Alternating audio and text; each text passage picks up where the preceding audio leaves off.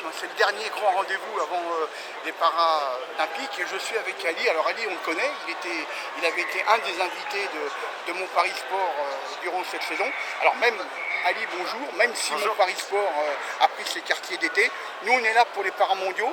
Alors tu vas revenir un petit peu sur ces premières épreuves, hein, mais d'abord, qu'est-ce que tu fais à l'occasion de ces Paramondiaux? Tu es donc bénévole, je crois. Hein. Oui, je suis bénévole au service des spectateurs. Oui. Et puis en même temps, je fais des interviews pour ma chaîne YouTube Mikali Ali TV. Oui. Bon, comment tu as trouvé le début de ces championnats du monde? On a déjà vendu 60 000 places, donc c'est correct, mais allez, on peut faire mieux. Oui, c'est vrai, on peut faire mieux. Et là, on espère des bons résultats de nos athlètes français. Ça a bien commencé hier. On espère que ça va continuer sur cette bonne lancée. Alors, on va revenir sur ces bons résultats. D'abord, je voulais qu'on entame un peu la cérémonie d'ouverture. C'était samedi. Alors, je sais, il y a le Tour de France actuellement. Je sais qu'on est passionné par le duel Pogacar-Vingegaard. Mais venez quand même assister à ces épreuves et à ces finales, notamment à 18h30. Parce que, à l'image de la cérémonie d'ouverture, c'est un spectacle qui est grandiose. Oui, en effet, le handisport, c'est vraiment grandiose. Venez découvrir le handisport. Comme ça, vous connaîtrez tout sur ce domaine-là et notamment des catégories de classification. Alors, d'abord, un petit mot sur la cérémonie d'ouverture. Assez symbolique, hein, très pathétique cette cérémonie d'ouverture. On en avait presque les larmes aux yeux parfois. Oui, c'est vrai, notamment des délégations, les différentes délégations, ils ont mis le show, c'était magnifique. Surtout le grand show de l'équipe de France. Ouais. Alors cette équipe de France, donc, elle part avec des ambitions de médailles. 7-8 médailles, c'est raisonnable. Ou alors il y aura une dynamique, un effet Charletti. Je pense qu'il y aura un effet Charletti. 8 médailles, ça sera un bon bilan déjà. Mais là, la fédération, cette année, ils ont plus donné la chance aux jeunes pour qu'ils aient une expérience avant les Jeux paralympiques de Paris. Et puis c'est qualificatif, hein, c'est paralympique. Hein. Oui, c'est qualificatif parce oui, qu'en fait, les 4 premiers, ils ramènent 4 quotas en plus pour les qualifications pour les Paralympiques de Paris. Alors toi qui connais bien les membres de cette équipe de France, hommes et femmes, comment tu les as trouvés? Beaucoup sont tendus, beaucoup sont au contraire confiants, très décontractés, parce qu'ils jouent d'abord, ce sont des championnats du monde, et en plus, ils jouent peut-être aussi leur qualif pour Paris 2024. Hein, donc c'est un moment important dans une carrière. Oui, en effet, c'est très important cette compétition-là pour le quota olympique et puis pour la confiance surtout. Ouais, ouais. Tu peux nous montrer un petit peu le décor là, de Charletti. Alors c'est vrai que les tribunes sont un petit peu encore vides, hein. On l'a dit, venez, le prix des places est tout à fait abordable, oui, et les premières finales ont lieu à 18h30. Exactement. Oui, alors il y a des chances de médaille pour l'équipe de France au bout de cette deuxième journée de compétition.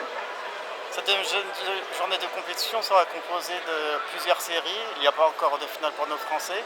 On peut juste dire que nos 2 Français d'hier se sont qualifiés pour la finale du 5000 mètres. Oui. Et puis on attend de bons résultats de leur part.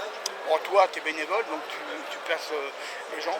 Tu n'as pas de regret de ne pas participer à ces paramondiaux. Tu n'as pas une discipline donc, qui t'aurait permis d'y participer.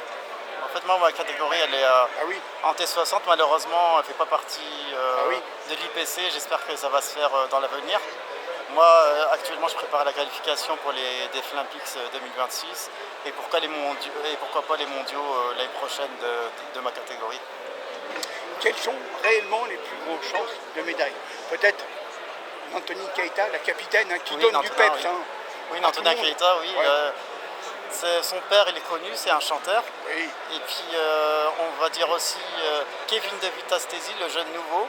Pour sa première sélection, je pense je mettrai une pièce pour la 2e ou 3e place parce que ces chronos ils font que se baisser. Il y a aussi tous les expérimentés, Mehdi François Elie, le Guépard Blanc. Ah, le Guépard Blanc? Oui. C'est son surnom? Non, le Guépard Blanc, c'est un athlète de l'équipe de France. Ouais. Il est connu sous ce nom-là. C'est le grand sprinter national. Et quelles sont les nations qui devraient truster le plus de médailles? Les Américains, et puis côté européen, peut-être les Allemands?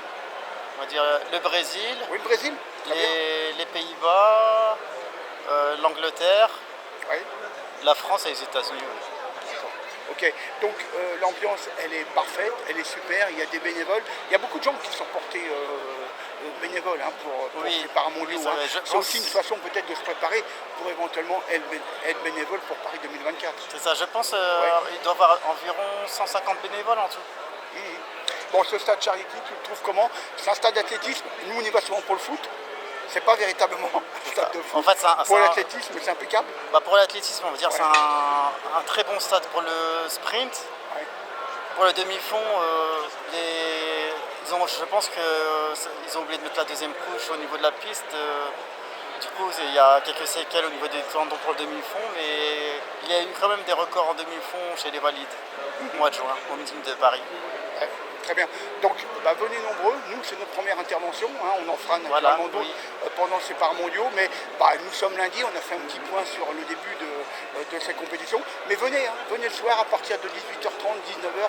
Il n'y a pas de problème. Il y a encore des places en vente au guichet. Donc, il n'y a aucun problème. Et ça reste dans un prix très, très abordable. Exactement. Ouais. Voilà, écoute, Ali, je te remercie. De rien. Tu seras notre guide, notre accompagnateur, notre consultant pendant toutes ces interviews, pendant tous ces paramondiaux qu'on pourra, retrouver sur mon Paris FM, même si nos émissions Prix nos quartiers d'été, on vous les fait vivre à travers nos réseaux sociaux.